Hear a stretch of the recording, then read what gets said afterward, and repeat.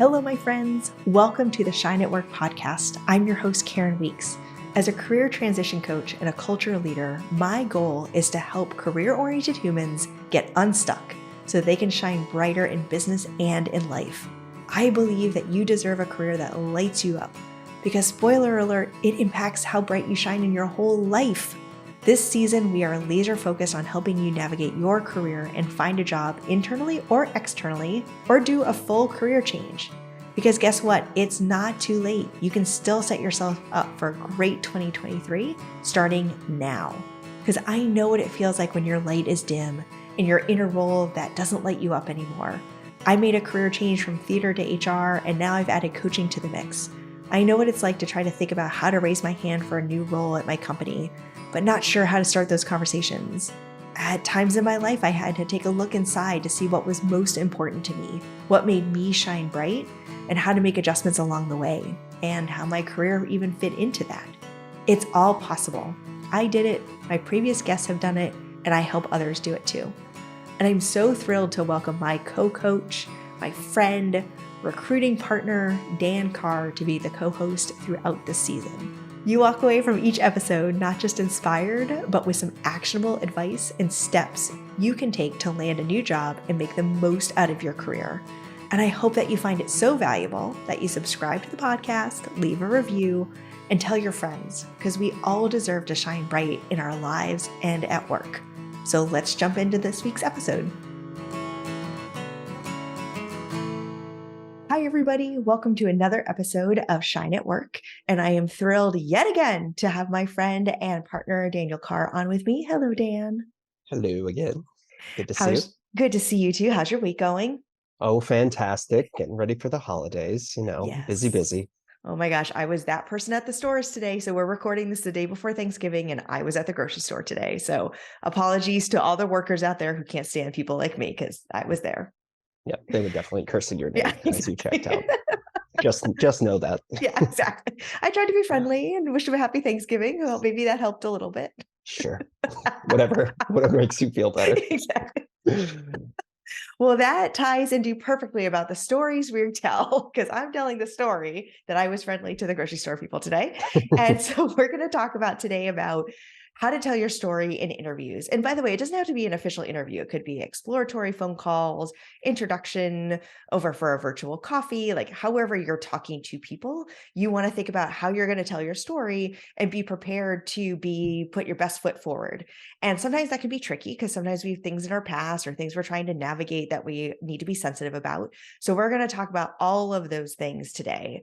So first of all, let's just kind of take a step back and think about when you're trying to walk through your resume, tell your career history, that obnoxious opening question of, so tell me about your background or tell me about yourself. How do you think about framing that? So sometimes people ask, do I start from the beginning and go to today? Should I kind of give the bullets? How long should I talk? As someone who has heard these answers a million times, what are you looking for as a recruiter for sort of the tell me about your story, tell me about your background? Yeah, I mean, it's tough. It really depends on how long your career is as well. If you've got 20 years versus 3 years, your point can be a little bit different. But I think generally what I want to hear is that someone has a connection to their work and a genuine connection to their work and a passion for what they do. Mhm. So being able to emerge or surface what your why is, like why did you get into this? What do you love about it? And what sort of set you down this path that has led to you having that conversation today? So I think first and foremost is really taking a step back and considering why you do what you do, how you have ended up where you are, and what your genuine connection is to the role or the profession, is going to be the number one thing that sticks out in any interview. Is somebody is really connected to what they do, and that's going to be important for any role or any company that's adding somebody to a team. Yeah, and I think it ties back to something we've talked about before, that why, because you could be a great engineer, a great accountant, but why do you actually want to do the work at this particular company? Or why are you looking to make the change today? Whether that's literally a career pivot or just a typical job change where you're just looking for something new. That's going to be the things that make you stand out, because Yep. otherwise an accountant looks like an accountant looks like an accountant. Yeah, yeah, exactly. And you're not only hiring that position, but you're adding to the culture of your team and your company. So finding people that are really connected and have that genuine passion for what they do is super crucial, and it will make you stand out amongst candidates that are in the pool. And I want to call out something you didn't say on purpose. You did not say, go through your resume bullet by bullet and like talk me through it, because I have your resume. If I'm a good interviewer, I've looked at your resume, I have it up in front of me. I want to hear the stories behind it. I want to hear, like you said, the why. I want to hear what makes you excited about doing this kind of work, or what's going to be important to you next. I can read the bullets on a resume. And if I have questions or I want to go into something, I'll ask you about it. Like, tell me more about this project, or tell me more about this role. So you don't have to literally regurgitate the resume. Hopefully I can read and I have it in front of me. So really crafting a story. Yep. Yeah. And I think as far as the resume goes, like you do really want to familiarize yourself with your background and Mhm. at a very high level, think through how each step or each opportunity has again led you to where you are today and Yeah. why you what you want, and connect it back to that why. So that doesn't have to be going through each bullet, but maybe anecdotes, think through anecdotes of why you joined, or why you made a decision Mm. to join each company, why you decided to move into a new role, and what was really the motivation behind that. And you're really trying to create this consistent narrative that's leading you up to the conversation that you're having. Yeah, and I know personally, if I'm not also serving as the recruiter and I'm doing more of like the culture interview as the head of HR, what Hmm. I also like to glean out of that is it tells me why you might be at risk in the future if I were to hire you. So if Hmm. every time you say something like, I hit a ceiling and I didn't have a path forward, I was looking for a promotion, and that's kind of the story every single time, to me, that potentially says either I need to make sure I got good career development, and I'm going to talk about that in my interview, or, ooh, I hope this person doesn't have the wrong expectations about how long it takes to be in a role or what a career path looks like, especially because I usually work in startups. So it's actually helpful for me. And that's sort of what I'm looking for during those transition moments, Yep. because that might tell me something about what's going to be important to them if they come here. Yeah, definitely. You should be measured in how you're talking about those things, but Mm, someone that their motivations are growth and learning and continue to further their skills within a profession, that's always super appealing to companies. Usually on the high growth startup type of environments, are always interested in people that have that hunger within their own career. yeah, absolutely. Well, and I think too, it ties into the excitement about something new and the ability to learn and constantly wanting to learn versus, yeah, I can just stay kind of stagnant and stay at this company for 15 years. And, and that's fine. Some people, that's all good. But if I'm looking for someone who is anxious to learn and likes change and all that kind of stuff, that kind of potentially feeds into that story. Absolutely. So speaking of transitions and those sort of things, for someone who is taking a more dramatic career pivot. So when I was a stage manager and working in LA and then I started in HR, or for some folks that are, trying to really make a change, how do I talk about that? If I've gotten lucky enough to have the interview and someone's willing to take a chance on me, how can I help someone understand what that transferable skills and that transition is going to look like?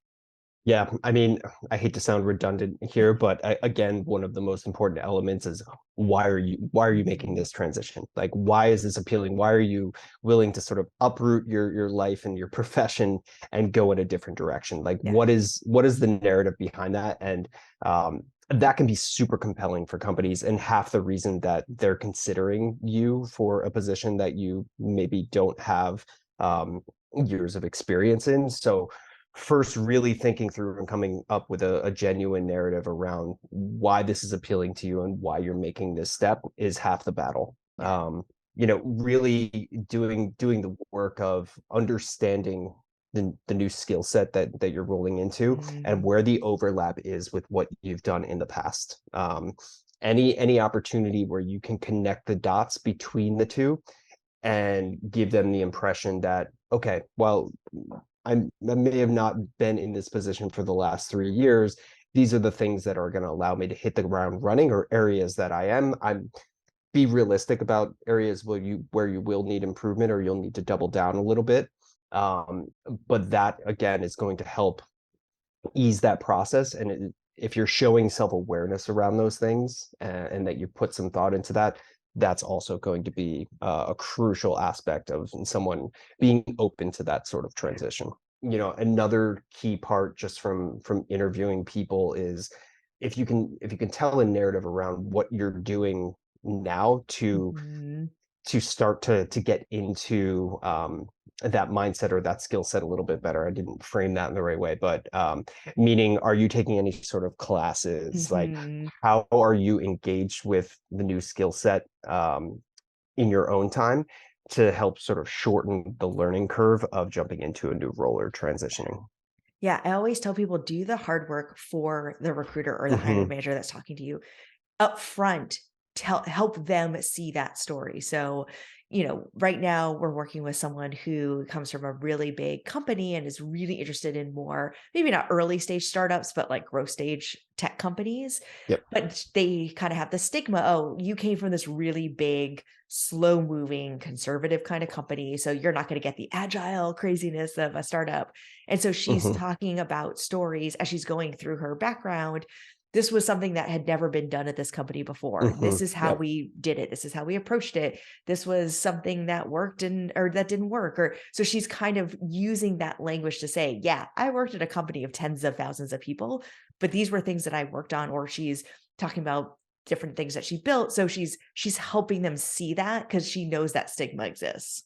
Yeah, that's a great point, and what you said earlier is, any opportunity that you have to give sort of the recruiters the answers to the test. Because if you think about the internal recruiting process, they're going out, they're having conversations, and it's a little bit of a game of telephone. They're going to have to now talk to Mhm. the hiring manager and say, this is why I think you should interview them, or they should move on to the next round. So if you can get ahead of that a little bit and think through some of the scenarios of, they might be concerned with this, but this is something that I find is transferable, or something I've done in the past, and give them those anecdotes, they're going to parrot that on to the next person that needs to hear that in the process, and it's going to set you up for success way better.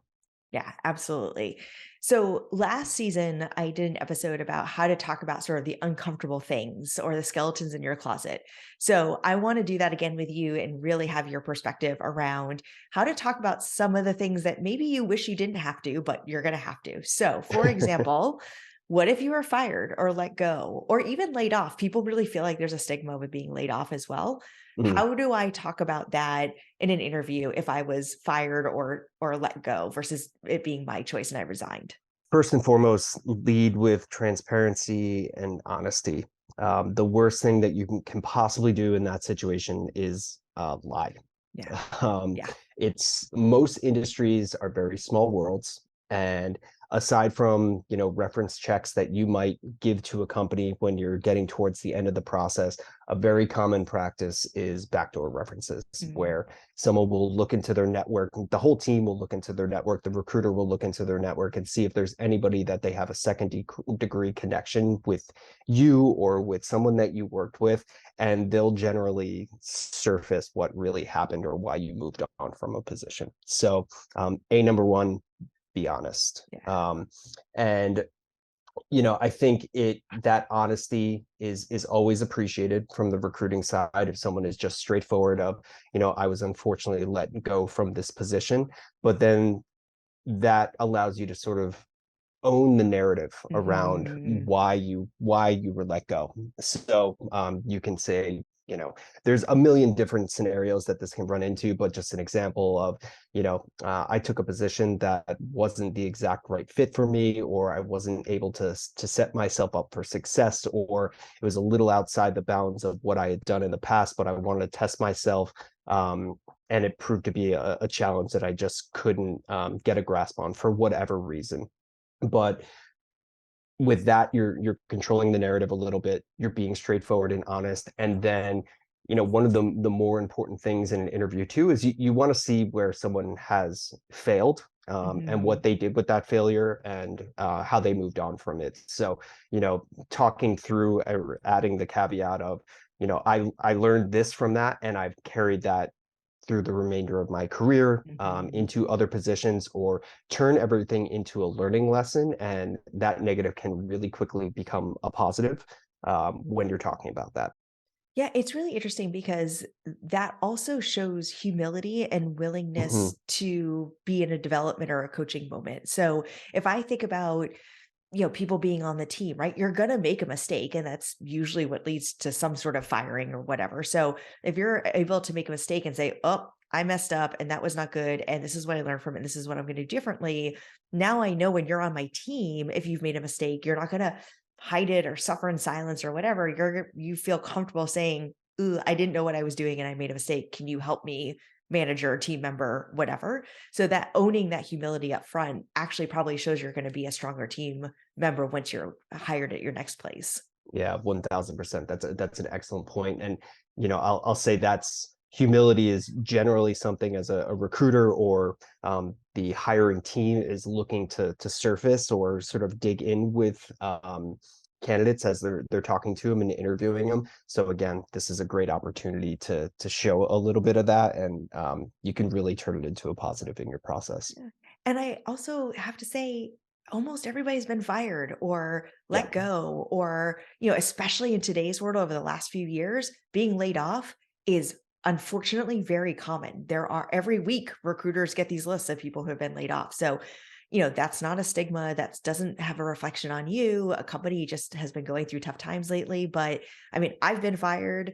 I personally have not been laid off, but I was about to be, and I just got ahead of it and controlled my own destiny. So we've all been in those situations. So again, it's not shocking if that has happened. It's more about how do you tell the story so that it comes across, to your point, as a learning moment and you're truthful about it. Because if not, then it will come out, or it will come out once you're hired. And those are all bad things. You're giving the recruiter sort of the answer to the test, because that Mhm. hiring manager is going to get the resume and say, hey, you want me to talk to this person, but why did they leave this position? Yeah. And if you can give them, a positive narrative around that, or demonstrate your humility in that conversation, that will shine through in their conversation, and move you along in the process more Well, often than not. and by the way, recruiters do this all friggin' day, so they also can smell BS a mile away. Yes. Mhm. So they'll figure out something's going off, or like their spidey sense will start going off and they'll start poking. And either they'll be like, I walked away from that conversation, something was off, which is gonna hurt your chances. Or as they poke more, that's when you share the truth, and that's gonna hurt your chances. So to your point, transparent up top, talk about it, own it, and then you can just move on in the interview. So another thing that sometimes people don't know how to talk about is if they have gaps on their resume. So if they were laid off and it took a while to find a new job, if they purposely took some time off for whatever reason, how do we talk about gaps in the resume if you didn't just go from one job to one job to one job? Generally, I don't see this being a big hurdle for candidates, in Mhm. my experience. Like, if someone is transparent and there's a narrative there of, first off, anything that has to do with family or health, no one's going to blink an eye at that. Mhm. And I'd say the number one thing is definitely think through that and be prepared, because the questions will come. But open and honest answers around that will, more often than not, have be a 5-second conversation around any sort of gap in a resume. Well, and I also think too, this is either when I date myself or people hear old, the myths about this stuff is that back in the day, maybe yes. Like if someone was not constantly working, people wondered about that. But nowadays, first of all, forget about the last 2 years where it's been such a shit show in the Yeah. world that like God only knows what was going on in your life. But even before that, people did take time to really focus on their job search, because job searching is a full-time job just like a full-time job is. And if they had the flexibility and the privilege to do that, they went ahead and quit one job so they could focus on their job search, or they traveled for a while, or they moved, or more and more people are building their life around these moments, and so they purposely take that time off. And so therefore it's not a stigma because lots of people do it. So I think you hit something on the head, which I think we're going to talk about a couple of different times here as we go through this, is just know the question is going to ask. Mhm. Don't blind yourself like, oh, maybe they just won't ask me. They're going to ask you. So just be ready with your answer. That's the answer to all of this. Yeah, exactly. And to your point, I think when I started out there, that stigma was still there around even people taking time to travel. But Mhm. now that's exciting. That makes the Yeah. candidate interesting, and it's something to talk about. Like, hey, I took a couple months off and I traveled to Thailand, and I had this great experience, and I did some surfing, and it adds a little personality into the Yeah. conversation. And for the most part, it's not looked at as a negative. And I think if it does extend beyond a year, if there's an opportunity on your resume to talk maybe a little bit of like how you've kept your finger on the pulse Mm. of your profession, or you've been continuing your education a little bit in your profession, that's something you can surface in those conversations of, yes, I took some time off for traveling, but I've also been taking some of these classes on the side online. Just any opportunity to bridge that gap a little bit can also be helpful in those conversations. Yeah. I can't believe we didn't talk about this on the resume episode, but I've Mm, seen people put yeah. in, time off, and again, put whatever you feel comfortable putting, but people actually putting that on the resume so there's not this, year jump between jobs. Yeah, and that's why I was going down the road of like, maybe 6 months, a year. There's an opportunity to very short and sweet, maybe one bullet for, this time period, took some personal time to travel. Whatever you feel comfortable with. You don't want it clogging up your resume, but at the same time, the first part of this process is recruiters just running through resumes, and if you can control that narrative instead of them sort of filling that gap in for you Mhm. in their own mind, that can be super helpful too. So again, just something very short and sweet. And I don't think you need to do it if you haven't been working for 3 months, but if there's like that 6 month to a year plus gap, maybe like a short and sweet bullet of like, this is why I was out. And then if there is that opportunity of things that you've been doing in between, maybe you add that in there too. What if you had a bunch of short stints? So, especially you and I come from startup land, some startups work, some startups don't. So, if I have what might be seen as short stints or job hopping, how do I cover that in my story? Number one, be prepared for the question because it's going to come up. Um, but there's also an opportunity here. It's not necessarily a bad thing. Maybe you're earlier on in your career, and the narrative is, I was really trying to figure out what was the right type of company for me, the right type of company culture, team culture, and you moved to a couple different opportunities that exposed you to um, different culture, different business structures, and different management styles, all in sort of the capacity to pull from those what you really like to form what your ideal position or company is. So that can be one narrative that I've Mhm. seen be pretty successful, and be a very genuine narrative that people have in their background. Yeah. Yeah, and I think too that again, sort of thinking about if I'm the HR person doing the interview, I think what I'm looking for is this going to be the right one for them? So if I Hmm. heard I've tried different industries, I'm phrasing it not as well as you should as the candidate, but I tried different industries, I tried this, I tried that. I know this is the one for me. Really sort of describing how those learnings of what ended up not being right has now brought you to this moment. So I have more Yep. confidence that this is going to be a better fit for you moving forward and you'll stay longer than some of the other places. Yeah, I love that of being able to demonstrate of like, hey, I knew I loved this in this company, but this wasn't exactly the right fit for Mhm. me. And then I moved here, and I really found this direction with this area was something really crucial, and that I would want to be a part of any company. And now you're in a position where you could take a step back and sort of hopefully put all of those into one step in your next career, can be a very positive thing.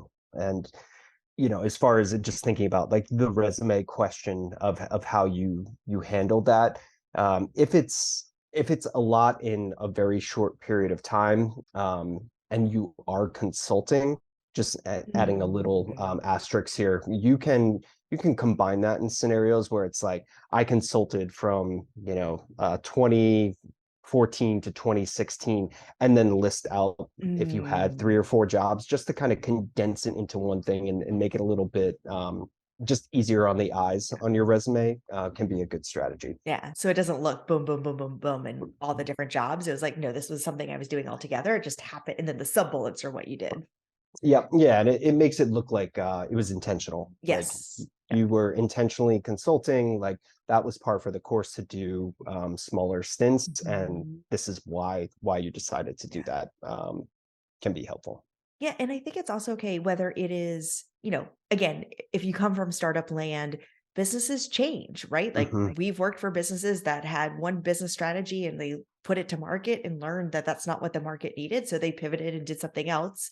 Or even bigger companies, again, especially during layoffs or big changes, if you worked at Twitter and you have 2022 as the end date on Twitter, everybody's going to know why. So Hmm. there are stories out there that people also know. So, again, sort of owning that narrative, I think, be prepared and own your narrative are probably the 2 biggest themes that are gonna come from today, Yep. because tell the story that some people will either understand because they're in startup land, for example, or they know what's going on in the world. Or if you were a teacher at some point and during COVID, like, that was so hard on teachers and you opted out, people are not gonna be surprised by that. So if you can also sometimes even put that on the resume or as part of your story, they get it because they know what's going on in the world, or they're part of that industry and they know that industry history.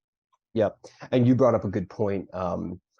Earlier of controlling your own destiny. Maybe Mhm. there's circumstances where you saw the writing on the wall, and you decided to make a couple moves, and you saw that a couple times, but that's going to come off as a positive. Like someone's Yeah. got their finger on the pulse of what was happening at the company, and they're not just in their silo, focused on their position, but they understand the health of the entire company, and they made a decision based on what was best for them. That's going to come off great Yeah. in an interview as well. That's a really good point.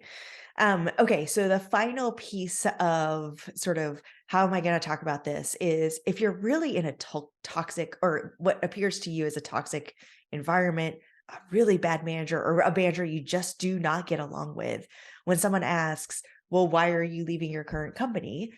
I know you want to say, my manager's an asshole. They don't know what they're doing. It's horrible. They're working me to the bone. How should I actually phrase that?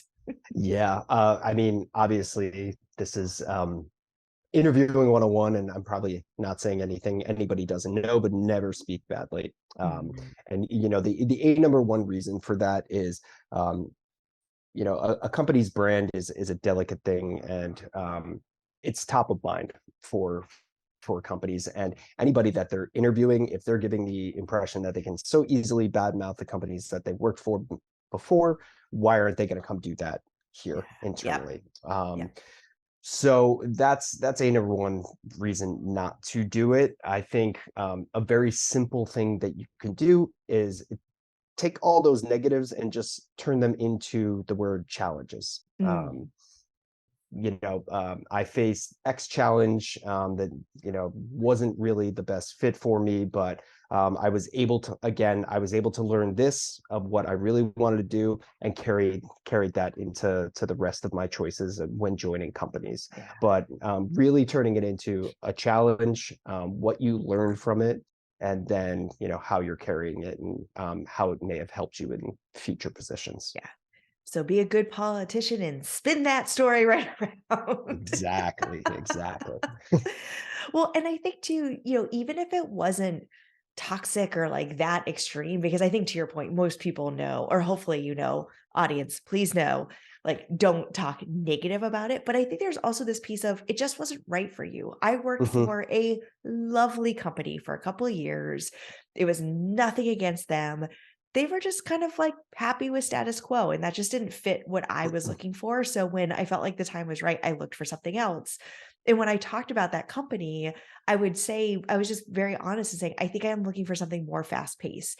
I want Mhm. something that's a little more challenging. I want something where I'm going to have to learn really quickly and just sort of see what's in front of me and pick up what I can and like triage situations. And I was a learning I had, and I had to go through that situation to realize that was more important to me. So Yep. earlier stage companies, growing companies, And it wasn't anything negative against that other company, it just wasn't the right fit for me, and I think sometimes that's even harder to say versus, "Oh, it was so bad, get me the F out," because Right. again, people, to your point, know, "Okay, I really need to talk about how it wasn't the right fit, my manager and I didn't see eye to eye," like, some of those things, but sometimes when it's a little gray, it might even be harder to talk about.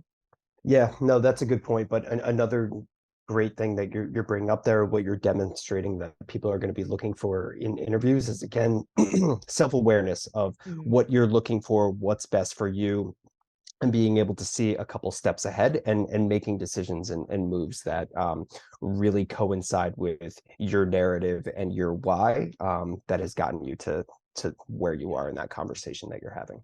Yeah, absolutely. So, speaking of your narrative, your why, the final piece of telling your story is what do you want from compensation or what's important to you from a compensation or perks or total package or however you want to phrase it. So, very often earlier in the conversation, a recruiter will ask, what are your compensation goals? What kind of comp are you looking to make? In a lot of states, they can't ask you what you make today. Hmm. In New York State, they now actually are required to put some sort of compensation on a job description, so maybe you'll get a sense of what it is, but people are always so nervous to talk about this because they wanna make sure they're not underselling themselves and giving a number that's too low, but not going so high that they won't be considered when maybe they would have considered something lower. Yep. So, I have my thoughts from my HR perspective, but as a recruiter, what are you looking for when you ask that question? Like, how much flexibility? What are you kind of hoping they'll say in the whole compensation question? It's better for someone to give me an answer. Mhm.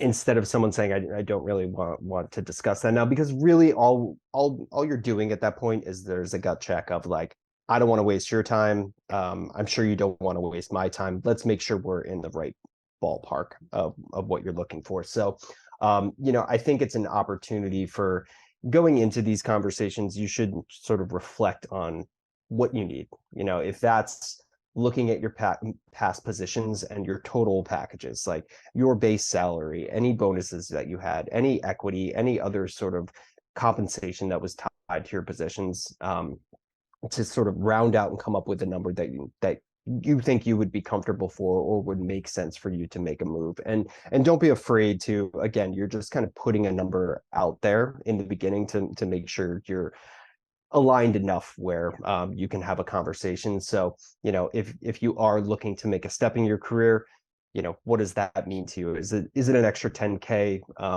compared to what you've been making in the past? So don't be afraid to sort of boost that number a little bit for yourself, and then add in the caveat of, the most important thing to me is I'm looking for the right position, the right team, the right culture, whatever it is. And that lets them know, like, hey, this is sort of my mark, Yeah. but I don't want to price myself out of this position if some of these other things that are super important to me are also a part of this package. Yeah, and thank you so much for saying, like, I'm just looking for some like, are we in the same ballpark? Because I think sometimes candidates are so afraid that they are now going to be married or stuck with that number.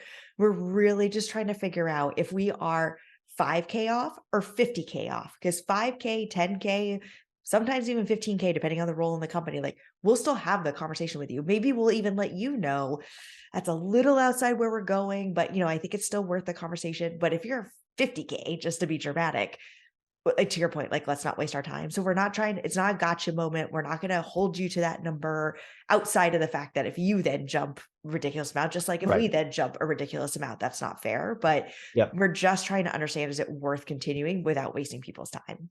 Yeah, and it allows a recruiter to because the recruiter doesn't want to waste the rest of the team's Yeah. time either with the interviewing candidates. So it's their job to service that and make sure there's a little bit of alignment there. And then strategically, they can also start thinking through, okay, this number this person's giving me is 10, 15K above sort of what I've set out with, but maybe there's an opportunity for a sign-on bonus that they can start Mhm. sort of turning the wheels on and make the rest of the team aware of, or the hiring manager of, like, hey, this person's a little more expensive. I think there's some levers that we can pull to make things line up for them, but we have to start thinking about that now. So all good things just to sort of get out there and get into the conversation and into the landscape. Yeah, and I think the other thing, and this is sort of putting my HR hat on for a second, is if you are changing industry or are changing roles, doing some research, even if it's Hmm. like salary.com, which I don't like as an HR person, but as a candidate, it will give you enough information. But understanding what compensation looks like at different companies. Because if you're coming from one industry and moving to something else, to your point, maybe there's equity. And so the cash might be a little lower because there's equity tied to it. Maybe Hmm. you're used to a bonus, but this company doesn't do a bonus, or you're used to 100% benefits and this company doesn't offer it that way. So you need a little more cash. Like, really sort of understand what compensation can look like as much as you can as a candidate and be willing to have that conversation. Look, I'm looking for X, but that's because I'm used to that all being in my base.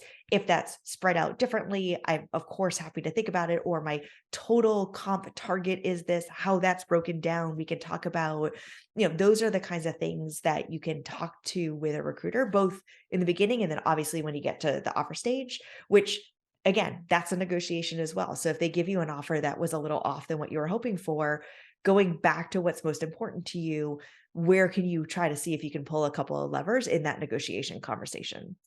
Yep. Yeah. No, great point. And and there's another opportunity too, and this kind of goes back to some of our past conversations and podcasts, but if you start to build a little bit of a network within Mm. this new profession that you're diving into, um, talk to those people and make sure you surface compensation with them. Don't maybe not say, hey, how much are you making, but maybe just surfacing, I'm used to this. I know I'm making a position or I'm gonna be making a little bit of a jump or change in Mhm. compensation. Like, what can I expect there? And your network or mentors that you've built in that arena can really help you Yeah. in that respect.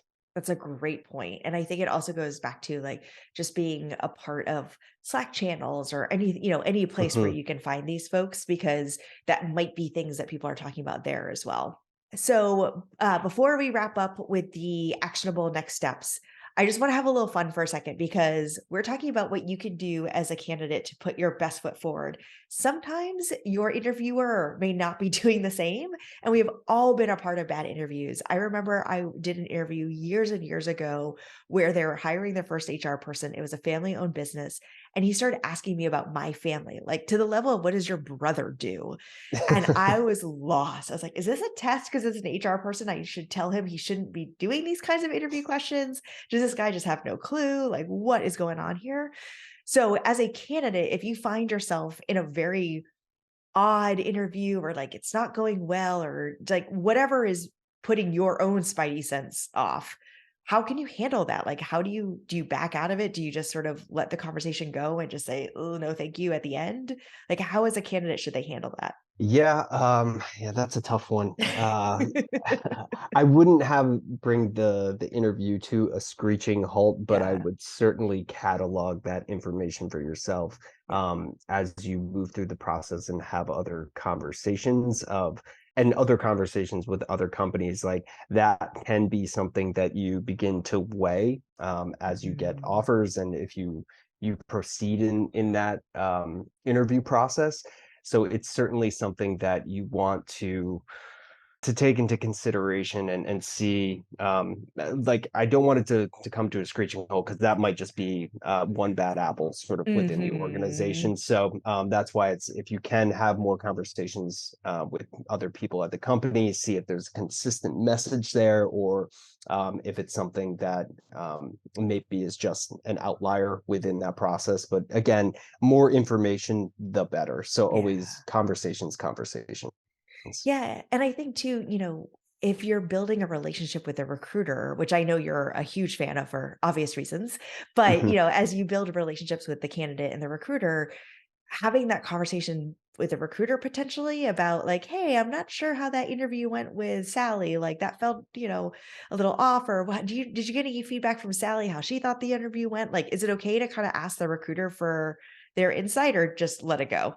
1,000%. I Okay. mean, recruiters, they're having so many different conversations, and working on so many different positions, that if you can build a little bit of trust and rapport with a candidate, that goes so far, and Yeah. they'll become your champion within that process. So, I would feel fine, and it has happened where people have said, that interview go that well. I had this particular situation pop up, and they can perhaps shed a little bit of light onto it, or they can share that with the person so they're Mhm. not continuing to do that in their interview process. Like, it would be much appreciated and would not be looked at Yeah. as a negative. And again, to your point, that's again building rapport and transparency with your recruiter. Yeah, I was gonna say recruiters wanna fill this role more than Mhm. maybe anybody, so except maybe the hiring manager, so if they've got someone on their team that they need to coach, again, do it in a respectful way, do it in a helpful way, do it in a questioning way, but that's good feedback for them to have because if they've got a quote unquote "bad interviewer" on the team, that does not help them fill the role. Yep, exactly. Excellent. All right. Well, we covered a ton today, but I know when people get to the interview stage, they've done so much work to get there. They are anxious about having some of these conversations, especially if some of this stuff is in the back of their mind. So, as always, as we wrap up, what is one actionable thing someone can be doing differently to think about how to tell their story in upcoming interviews or conversations? Yeah, I think the biggest thing is just practicing your narrative. Mhm. Like, being able to go into an interview, and come off as genuine and confident and knowledgeable about what you're bringing to the table is so valuable and refreshing to any interviewer. So the more that you familiarize yourself with your background, what you feel like your narrative is, some anecdotes or that you think demonstrate what you've learned, whether that's successes and failures, and sort of what has led you up to that conversation, the better. And it's only going to make you feel, it will eliminate some of those nerves going into an interview if you feel really good about your narrative and familiarizing yourself. So I'd say practice that. Go through it, write it out if you need to, sort of talk it out if you need to. But the more that you have that in your mind and on the tip of your tongue, it's only going to help you in the interview process. Yeah, 100%.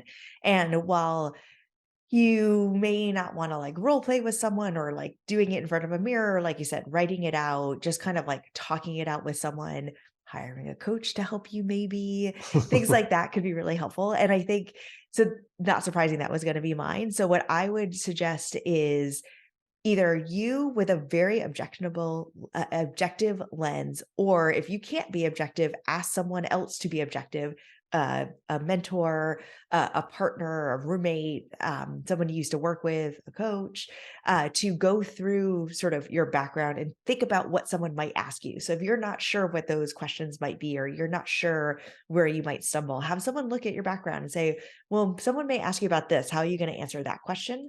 And then really the most important part is the practice, however that feels comfortable for you. So as always, thank you so much for joining me. We have another episode together coming up, I think next week about cover letters, because I know people have very strong opinions about that. So we're going to really dive in deep there. Awesome. Well, good to Excellent. see you. You too. Thanks for everything. And for those of you who are listening live, happy Thanksgiving or hope you had a nice Thanksgiving. Thank you so much for listening to the Shine at Work podcast. If you enjoyed today's episode, please subscribe and leave a review. Leaving a review just takes a few minutes and truly helps other people find this podcast, which is why we do this podcast, to help others. If you want to learn more about how we work with people to help them transform their careers and shine brightly in their lives, let's connect. We work with amazing humans one-on-one to help make a career change, go for that promotion, set career goals, and just build a plan for success for a job. Whether you're newer in the workforce, coming back after a break to focus on family, you've been in your job or your career for years, or maybe you're taking a step into management, we can help you. You can email me directly at Karen@KarenDweeks.com or message me on Instagram at KDWCoaching_careers, or find me on LinkedIn, just Karen D. Weeks. Finally, we always have to give a shout out to the amazing Astronaut Go Home for our music, and the people I don't know how I would live without, Novice Studios, for making the podcast come to life. Until next time, remember that you can and deserve to shine at work.